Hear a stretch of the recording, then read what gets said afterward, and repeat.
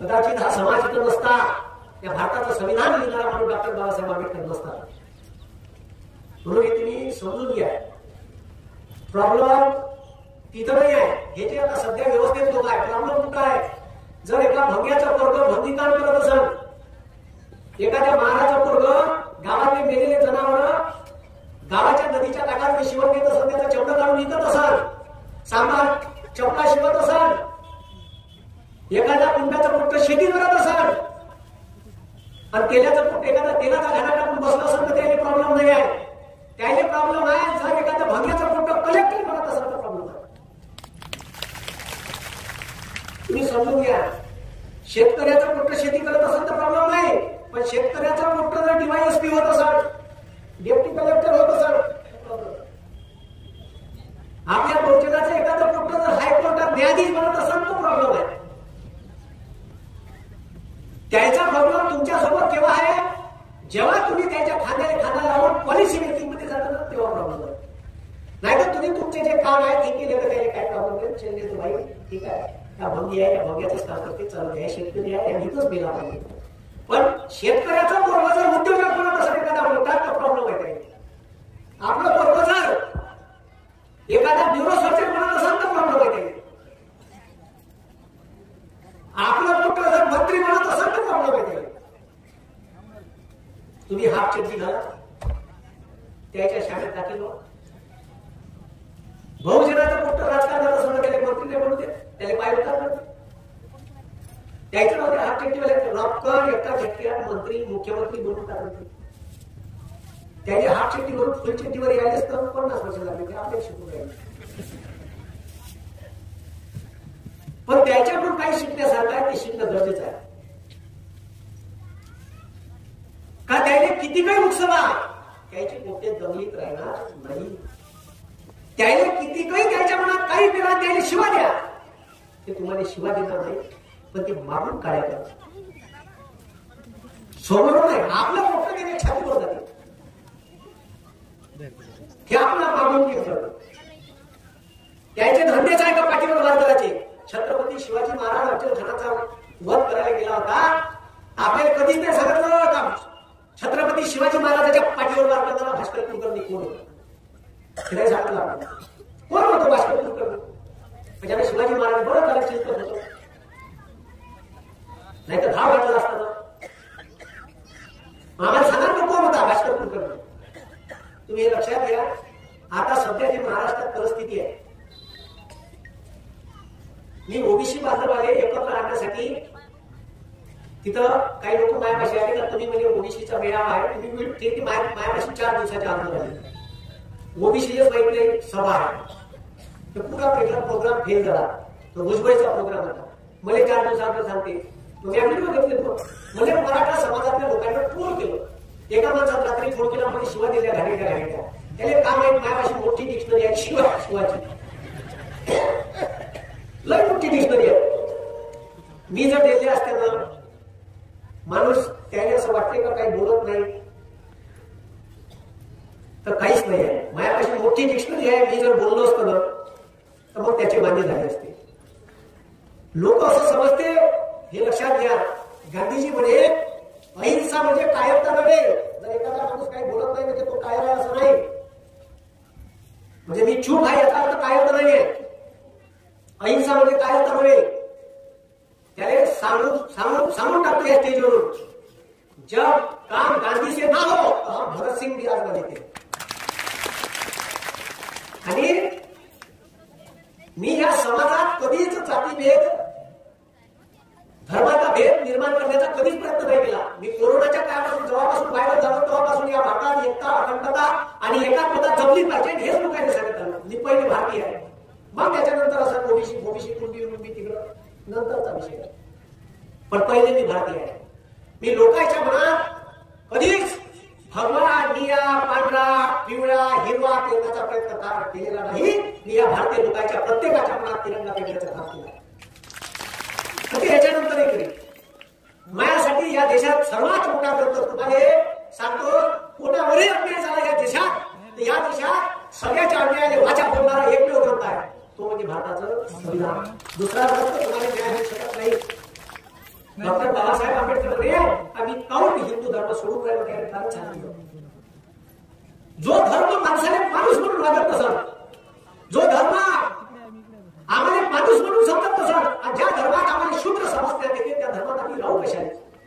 तुम्ही जर आम्हाला माणूस म्हणून स्वीकारत असाल आम्ही तुमच्या धर्मात राहू तयार आहे. 20 वर्ष पाहिलं गांधीजीने रिक्वेस्ट केल्या, पण डॉक्टर बाबासाहेबांनी म्हटलं का इथं राहून शेवटी आम्हाला शूद्राचा दर्जा देणार आहे, आम्ही इथून काही फायदा नाही. म्हणून डॉक्टर बाबासाहेब आंबेडकरांनी धर्मांतर केलं. असं नाही केलं, अभ्यास केला पाहिजे. आणि कोणता धर्म आहे या जगात एकमेव धर्म आहे बुद्ध, जो समानता सांगते, इक्वॅलिटी सांगते. बाकी धर्मात इतर धर्माबद्दल ठीक आहे अंक आहे, ढंक आहे, जातीभेद, धर्मभेद. अरे मग इक्वॅलिटी होतं माणूस म्हणून माणसाला तुम्ही समजायलाच तयार नाही. म्हणून डॉक्टर बाबासाहेब आंबेडकरांनी बौद्ध धर्माचा स्वीकार त्याच्यासाठी केला, इक्वॅलिटी.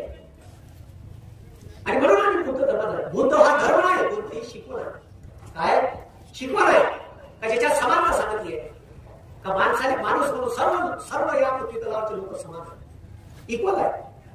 पण या देशाची इक्वॅलिटी झाली का खतम नाही, अजूनही चालूच आहे. 3% वाले लोक राजकारण करून राहिले, आपले पोटे आलू शिकून राहिले. आणि आता सध्याची परिस्थिती आहे, लोकांनी हायर लेवलचं राजकारण भले लोकांनी केलं, शिवा केलं. मी त्या कार्यक्रमात यासाठी गेलो, भले या देशाच्या संविधानाला अधिकार दिला आहे का मी भुजबळाच्या जरी डायसवर जात असत मी भुजबळाला झाकून येऊ शकतो. त्या बयाने एवढं करून समजून तयार असतं म्हणजे कॅटेगरीचा का ओबीसीचा राजकीय फायदा कसा घ्यायचा, मराठ्याचा राजकीय फायदा कसा घ्यायचा. आता तुम्हाला सांगतो, येणाऱ्या 2024च्या निवडणुकीत पहा देवेंद्र फडणवीस कसा मस्त गेम करतो. हे चिवट्या लोकांना समजूनच नाही, हे आपल्याच ओळखीत आहे. 2024 देवेंद्र फडणवीसनं बरोबर त्याच्या आता 2 माणसं सोबत घेतली. मराठा समाजाचा माणूस मुख्यमंत्री बनवला, सोबत 70,000 कोटी मला घेतला, 70,000 कोटी. आणि त्या 70,000 कोटीच्या ताब्यात एक माणूस आला ज्याच्या ईडीची चौकशी चालवली भुजबळ. आणि याच्यापाशी एक मशीन आहे, वॉशिंग मशीन, का त्याच्यात पूर्ण नाही टाका. 70,000 कोटीचा जरी घोटाळा असेल तर डायरेक्ट असं वॉशिंग पावडर निर्माण. देशाचा पंतप्रधान 4 दिवसाच्या अगोदर अजित पवारवर आरोप करते आणि 4 दिवसांना बीजेपीच्या खात्यात अजित पवार सामील होते. जराची लाट घेतली का चोते त्याच्यात वोटर चुकी आहे. तुम्ही पागल. वरून आपल्याला म्हणते आमची राष्ट्रवादी एकच आहे, संध्याकाळी एकाच टाटात होते, दिवाळीने बहीण राखी बांधली. आणि इकडं मराठ्याचं आंदोलन उभं केलं. आता बघा घेऊन काय 2024 हे तिघही लोक गठबंधन करणार आहेत. एकनाथ शिंदे, देवेंद्र फडणवीस, अजित पवार. आणि ओबीसीचं मतदान भुजबळ घेईन आणि एकनाथ शिंदे कुणबीचं प्रमाणपत्र दिलं मराठ्यांना, म्हणून 2 मराठ्याचं आणि तिथं जागा वाटून घेईन. बरोबर आपली पोळी शकल आणि त्याच्यानंतर सुप्रीम कोर्टात केस जाईल का ह्या ज्या गायकवाड समितीनं 6 जातीले कुणबीचं प्रमाणपत्र दिलं त्या 6 जाती मागास नाही आहे. पण त्याचाच माणूस सदावरती आहे पोचला, कोर्टात केस टाकला का ह्या मागास जाती नाही. मी व्हिडिओतून सांगून राहिलो का तुम्हाला ते कोणालाच माहित नाही. 3 दिवस महाराष्ट्राच्या विधानसभेत चर्चा झाली, 4 दिवस झाली. मराठ्यांना आरक्षण द्यायचं कसं एकही आम्हाला सांगू नाही शकला. नॉलेज लागल ना द्यायचं कसं. काही डिग्री डुप्लिकेट आहे, काही कुतून पात झाले, काही अर्धे गुन्हेगार आहे, काहीवर ईडीच्या केस आहे. त्या भुजबळवर ईडीची केस आहे, महाराष्ट्र सदर आहे, मुंबई दिल्लीले तिच्या भ्रष्टाचार केल्याची.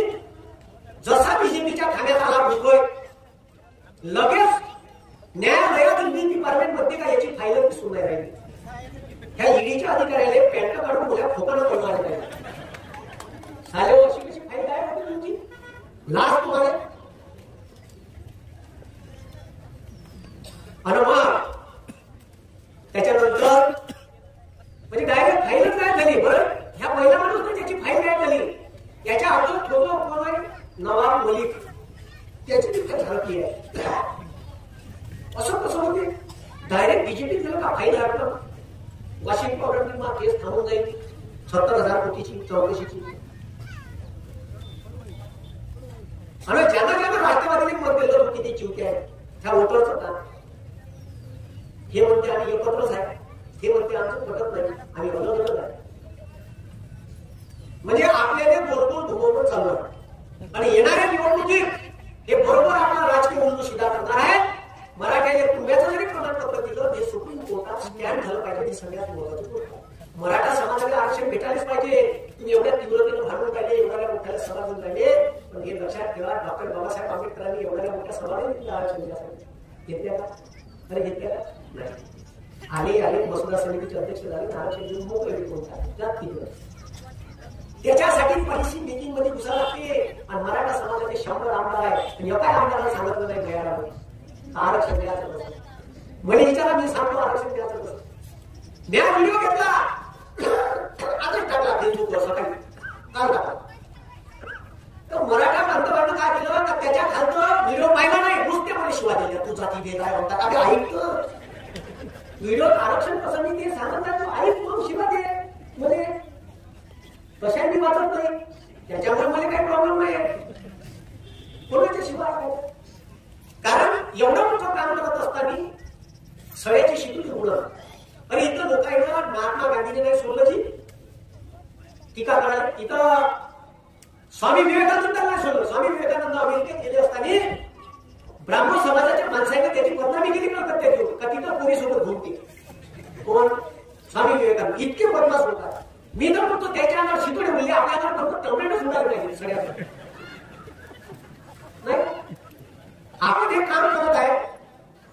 आणि तुम्हाला सांगतो तुम्हाला जर जगाचं असेल त्याच्यासमोर हलकट होऊन जगाचं. हलकट हलकट नाही हलकट तीन म्हणलं काय शब्द मराठीत एक मन आहे, नंगे को खुदा नाही. जोपर्यंत तुम्ही या जगात हलकट होत नाही तुम्ही का म्हणलो नाही का म्हणून मग मला कसं एखाद्या छोट्यात काहीच नाही तोसार नाही. राजकारणी किती हलकट असतात त्याच्यावर टीका केली का जे शर्मासाठी आपल्याला त्याच्यात घरी जाते. काय लक्ष ठेवलं त्याच्यावर एखादा आरोप झाला तरी पुन्हा पत्रकार परिषद घेतो. किती हलकट. मग आपणच लाच पाहूया. लाच श्रम का तुमच्या गावचा बाजार असेल तर किती ठेव जाईल का? मी माझ्या गावच्या बाजारात मी पुन्हा मानवाच्या बाजारात लाच श्रम विकल्याशिवाय या जगात हलकट झाल्याशिवाय पुढे जाता येत नाही. लोकांना आपल्याबरोबर काही बी बदनामी केली तो हलकटासारखा काम कराय का ठीक आहे कसा चालय का चालते